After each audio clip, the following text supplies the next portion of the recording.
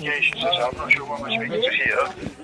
Trying to explain to the lady, obviously, because she's the claimant. So that's okay. It's got my permission to speak. It's got my permission. Sorry, I'm just here. Yeah, no, I just want to bottom out this PBA. So what's a PBA stand for exactly? It's paid by account. Paid by account. Okay. So they've got an account set up with you, and they just put that number in, and then you assign that account. They've paid by the account. So if it's the lady solicitor who's paid for it, so the solicitor who's dealing with the application, they paid the fee paid by account. Oh, okay. Can you send us a copy of the receipt, the proof of payment that they've paid that, please? I can't send that, but you'll have to email the county court for that. Where are we through to? You through to the national contact centre, sorry. Oh, you're the call centre in Leicester, yeah? Yeah, that's correct. Yeah, we are taking calls on behalf of the national contact. Yeah. I've spoken to you before. You're limited to what you can access. Can you just go onto the caseman file and just tell me what the last entry is, please? Hello. Hello. Yeah. Sorry. Yeah. Yeah. Sorry. Yeah. Just. So this is the enclosing email from the claimant enclosing notice of void document.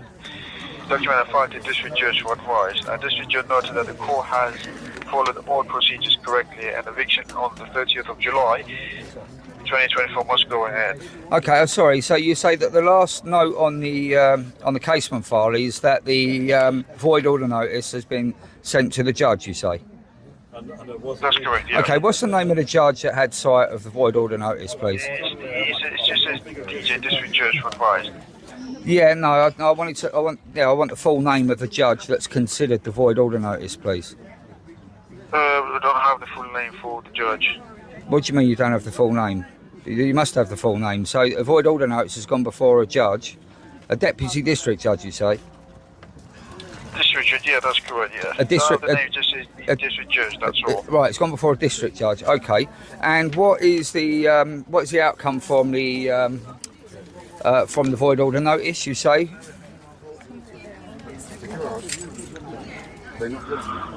Because we haven't received a general judgment or order form in response to the void order notice. So yeah, I could just wonder if you could tell me exactly what the outcome from the void order notice was. What's the judge's notes? So they've said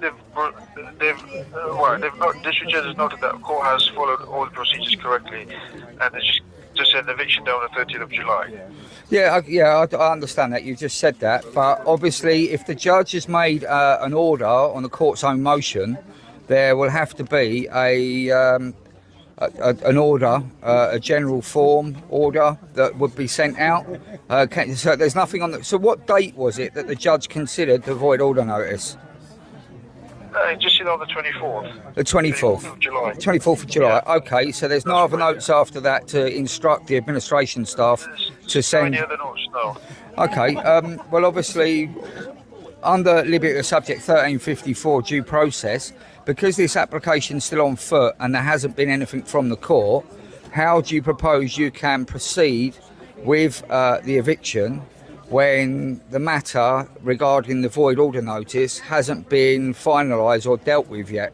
Because Rosie hasn't received any notification or an update or an order from the court in response to the void order notice, so therefore that application is still on foot. What the claimant has to do, she has to email the Guildford County Court. No. This is the court's This is the administrative process of the court. If an application or a notice is sent into the court and it's been adjudicated over, or a judge has made a judicial determination on the notice, then the court's administration process is to respond to that and send out notice to Rosie, who sent in the void order notice. And unless and until... You mean the eviction date, sir, or...? No, the void order notice. Is it normal practice for a district judge to consider a notice, whether it be a void order, whether it be a set aside, whether it be a stay, whether it be an application for an extension of time? Is it normal practice for the county court judge to apply a mind to the application and then not consider notifying the applicant of the response or the... Well, like I said, sir, it comes down from the county court, sir, because we're the national contact centre. Yeah, would it be? That's why I was saying that you Would it be? I mean, no disrespect to you, but you're in a call centre. You've got limited information. Would it not be best to put us through to Guildford County Court? Because otherwise, I would put you through, sir, because we don't have internal number. This is we can't give any. It's not public. You'll have to email the county court. yeah, but that's not going to assist today, is it? When we've got an imminent threat of county court bailiffs coming to evict and take possession of a property when due process hasn't been adhered to. Would you not agree? No, I understand. You have to mark the email as urgent. If you've not heard by the, let's see, because I understand the eviction is not there. I don't know if you've ever sent an email to the county court. You get an automatic response saying that they'll consider you up to 10 days to respond. No disrespect, but you are just a gatekeeper in this process. Customer facing is what we need, as this is a matter of urgency. There is an urgent line for application for Guildford. Can you give us that number, please? No, sir. Like I said to you, there's no like appointment number. It's only appointment number. Appointment number are not used for if it's like urgent applications or anything like that. But like I say, we just don't give her the number. Just let me look at this quickly for me. Just bear with me a second. No, what you're saying is the judge has already looked at that on the 24th, and she's made a judicial determination on it, and the eviction's still to go ahead. If you just bear with me a second, sir, I'll have to place you on hold. But just before I go place you on hold, you said you wanted the notice of the void orders. Is that right? Sorry? Did you say you wanted the notice of the void order? No, we've got notice of the void order. We know what was sent in. What we require is, before any enforcement action can proceed, is that the applicant or Rosie needs a response to the void order notice. The judge just can't just make a decision on herself and then just say no, the eviction's going ahead, and then and not notify Rosie, because due process has to be followed. Because if the judge needs to apply her mind and give full reasoning as to how she's come to the determination to dismiss or refuse the void order notice, she needs to give a full expansive response, point by point, to the void order notice, to give Rosie the opportunity to then be able to come back to the judge or the court. That's due process. But what you're saying to me is there's no the last notice that's on the caseman file, the court's electronic records, is that the void order notice was submitted by Rosie and it was placed before a judge, and that the judge has said that the court's done everything right, and the eviction's still to go ahead. Is that correct? Can you read it verbatim exactly what says on the caseman file? That's right. That's correct, sir. Yeah. Sorry, yeah. Can you just read it out for me, just for the record, so I've got a clear understanding of what's been stated. So this is email from the claimant enclosing notice of void. Document taken to the file to district judge for advice. District judge noted that court has followed all procedures correctly, and eviction on the 30th of July 2024, which is today, must go ahead. It just said I will brief the bailiffs appropriately. That's all. Brief the bailiffs appropriately. What does that mean exactly? That's just the note on the case, sir. So if well, that's obviously legal talk, or that's got some meaning or definition to they would brief the bailiffs appropriately. So this matter, but I'm not sure what the conversation was, sir. So brief the bailiffs of what exactly? Right. Right, sir. So I'm not sure exactly what's been briefed to the bailiff, sir. He really knows what's on the case system, sir. Yeah, no, I appreciate that, and that's why it's really frustrating for me, because you're the one that's been put in this position, because you're in a call centre, you've only got access to limited information, and you haven't got first-hand knowledge of what's gone on, i.e. if it was a member of staff in the actual court we was talking to, then they would be able to get instant access to the case file, for example, and even be able to get a message to the judge, but even be able to tell us the name of the judge. Surely that's Yeah, like I said, I understand where you're coming from, but I'm not. We've only got what he says by district judge. That's all he says. Well, yeah, I mean, not put the name there. Sometimes they do put the name, but they've not put the name. But- So, like but- I said, but- just says DJ district judge. yeah, I mean, from our point of view, somebody needs to be held to be held accountable, and that we can that's liable for this decision. But if it's not being put on the record, on the public record, then how is Rosie supposed to challenge or oppose this when she's had no notification? If this was put before the judge on the 24th, that's 6 days ago, what's the reason why the court have failed to notify Rosie of the court's decision? Well, I can just go by base what's on his said, sir. So if you just bear with me, I'll place your call on hold for a couple of minutes. Find out from the county court, all right? Lovely, thank you. I think it's disgusting the fact that they haven't even that the district judge, whoever's. So I don't know. Yeah, I don't know if you've been following that. So Rose has put a void order notice in to the court to void the eviction with various reasons. It's been placed before a district judge who's been unnamed on the casement file, who's made a judicial determination, which is like of the court's own motion, to refuse her notice, stating that the court has done everything correct, but there's no name to it. But I haven't notified Rosie and said that the eviction can still go ahead. And now this guy in the call centre in Leicester, who's got limited information, because all he's got is what he's got in front of the screen in front of me. He's now got to put me on hold to then speak to Guildford, and then to say there isn't a direct number that the public or someone that's. I mean, this is it's a matter of urgency. When Rosie made the call at the beginning, do you know what number she was at the beginning? No, go on. What was it, Rosie? 129. 139, I think it was. 139, yes. 139. But it was around 10 a.m., 10:30 a.m. this morning, I think. All right, so you've been on hold. So Yeah. this will take. Yeah. So let's have a look on the. So I don't know the time now. So hour and 45 minutes. So yeah. I wouldn't call that a court service. You've been on the phone an hour and 45 minutes. You were number 139 at 10 o'clock this morning. Past 10 o'clock. It was around 10:30. Can I just say that mobile phones after 2 hours cut you off? A lot of mobile phones, when you hit the 2 hour mark, they cut you off. Okay. The funny thing about this case is, Rose is the claimant. And we had this argument in court, and the judge and the barrister for the other side wouldn't accept it. Now, my understanding is that what the banks are doing, they're using the hidden power of attorney clause, so in the standard mortgage terms and conditions, to appoint and trade in your name, to appoint these solicitors, which is why when you get into litigation, you get letters through saying another £700 been added into your account for litigation. So you are theoretically, they're charging you for the solicitor's fees to bring an action against you to take your property, which is just a minefield. I've actually seen that document, and the power of attorney is actually unsigned. Yeah, well, this is the thing.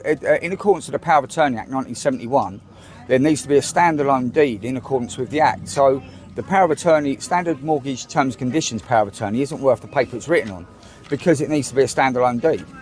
So therefore, the LPA receivers or the fixed charge receivers have committed fraud upon the court by bringing an application, a claim in Rosie's name for eviction or possession of the property without her consent or the authority or power to do so, which is what we was arguing in court. And the district judge, whatever, she was satisfied with what the other side stated, how they had authority, but didn't leave us any recourse, even though we asked for extension of time to challenge that point and to provide the documentary evidence to back up what we were stating. At that point, it should have been adjourned. And what's that document? Is anything? Well, this is the mortgage deed that was produced by the solicitor at the hearing. And in this occasion, I point out to the judge if she could read for me the mortgage account number on the deed. She couldn't find it, and she clearly there is not a mortgage account number there. So it's a piece of paper without mortgage account number, with a few scribbles on there, and she was satisfied that that was enough evidence to bring the claim forward and to give possession and eviction of the property Yeah. without any evidence or proof that there was an account number assigned to this document they relied upon. that grant them a power or authority to actually enforce or to take the property. And that, along with the unsigned power of attorney. Yeah. This is where we need to get back to, because now what we're going to be facing is we're going to be faced with bailiffs. Okay, it's only county court bailiffs today, so I mean they're not going to hang around for long. They don't want to be on social media. But when you're talking like the Scott Hines, the Mark Ashley, the High Court enforcement officers, they obviously thrive off it. But before it even gets to that stage, and then obviously they turn up, and then obviously the police are called, then the police get involved, and then you have the tit for tat with the bailiffs are convinced that the documentation they're relying upon grants them the power or authority to carry out the execution of the writ or warrant. We say that it's not, and give the various reasons. The police, 9 times out of 10, although it is changing, are siding with the bailiffs because they've got a special jacket on or a flashy silver badge. But the problem is that we need to go back beyond that before it even gets to this stage, because the criminality starts actually back at the court. Hello there. Hello. Hello there. Yeah, hello. It's Bailiff Liaison Officer at Guildford County Court. Hello, yeah, sorry, can I take your name, please? Bruno. Bruno? Hello, Bruno. My name's Toby. Pleased to meet you. Remotely. Toby, what can I do for you? Right, okay. Now, we've got a bit of an issue in relation to due process. What have you been told so far? What's your current position? I'm fully aware of the case, and are you talking about the notice of void? Yeah, just talking about what your position is. What's your understanding of where the case is at the moment? The position is this. The notice of void came through to us last week. Yeah. It was put through to a judge who looked at it, read through it. The judge also went through the file in detail, looked at the orders Judge Nightingale made, and also said and has written out the fact that A, the notice of void is rejected totally and utterly. Secondly, that the eviction has got to go ahead because all the court processes have been fully fulfilled, as indeed they should be. Now, the bailiffs are on their way and will be with you for 1:30. Okay. They do actually have a copy of your notice of void and what the judge has said about it, where she rejected it out of hand. So that's the up-to-date situation, Toby. Right, okay. So our position is this. We understand that a judge... can you tell me the name of the judge that's made this determination of court's own motion? No, I can't tell you that off the top of my head, no. Can you find that out for us, please? Well, no, I can't actually, because as far as we're concerned here, Toby, the case is now with the bailiffs. They'll be with you shortly, and you need to speak to them. Okay, well, just quickly, so you say that they've got the, is this the judge's handwritten notes of the reasons why that the void order notice has been refused? Yes, they've got all of that. So is this actually a court order, a general order notice that's being sent out with this? The notice of eviction has been dealt with and sorted and all the rest of it. Sorry. Against it. No, don't interrupt. No, I just want to make myself clear. Sent out to you. I just want to make sure. So I just want to clarify what I was stating, because I think there might be a misunderstanding. Someone was just walking past with a radio that distracted me. Now, what you've stated is the void order notice has gone before a judge, a district judge or a deputy district judge. She's made a determination that it's been dismissed for whatever reasons. Now, the normal court practice and protocol and process is that once a judge has applied her mind to a notice or an application, and when a judgment order, whether it be on the court's own motion or with a hearing or without a hearing, that there will be a general order form notice that is being sent from the court that will be sealed, that will have the judge's name on it, giving the reasons why the notice has been rejected or refused, because then the due process would be that then Rosie could then go back to the court to challenge whatever judicial officer it is that's made that determination. So unless and until there is an order from the court with a judge's name on it and a court seal on it stating the reasons why the notice, the void order notice, has been refused or dismissed, then due process is still at play, and under Liberty of Subject 1354, due process is due process. So as far as we're concerned, the void order notice is still on foot until the court follows its practice directions and the civil procedure rules and responds to that accordingly in the prescribed format. So, so if your guys are turning up without an order with the named judge giving the reasons why. Well, even if they turn up with a general order, she has to have 3 to 7 days to be able to challenge that with the court. That's due process. All right, well, look, Toby, I can't take this any further for you. I've explained the situation. The bailiffs are on their way, and you will have to deal with them directly when they get there, okay? Okay, yeah. I mean, also, just to make you aware, this is something that also hasn't been bottomed out. We understand that Rosie is the claimant in these proceedings. Is that correct? She's listed as a claimant, yes. Excellent, I okay. don't understand why. Yeah, okay. Well, we're just putting on notice that you need to stand the bailiffs down because I'm with Rosie. Rosie has got possession of the property, so she doesn't need any enforcement or any assistance in taking the property back or eviction. All right, well, the bailiffs will not be stood down. I can confirm that to you right now. They'll be on their way. They're due there in just under an hour. Okay, Bruno, can I just take your surname, please? No, I don't give my surname out. My name is Bruno. I'm the bailiff liaison officer. And what's the reason why you won't give your surname out, bearing in mind that you're a civil servant I working don't have for to the give court you system? reasons or anything. I'm not going to do it. Do you understand? No, I don't understand at all. I think that's... Well, never mind, Toby. You take it up with the bailiffs when they get there. All right. Okay, hold on, just before you go, Bruno, I just want to let you know that this call has been recorded and it will be relied upon for the public, Excellent. All right, Toby, because it's in the public interest. Thank you. Goodbye.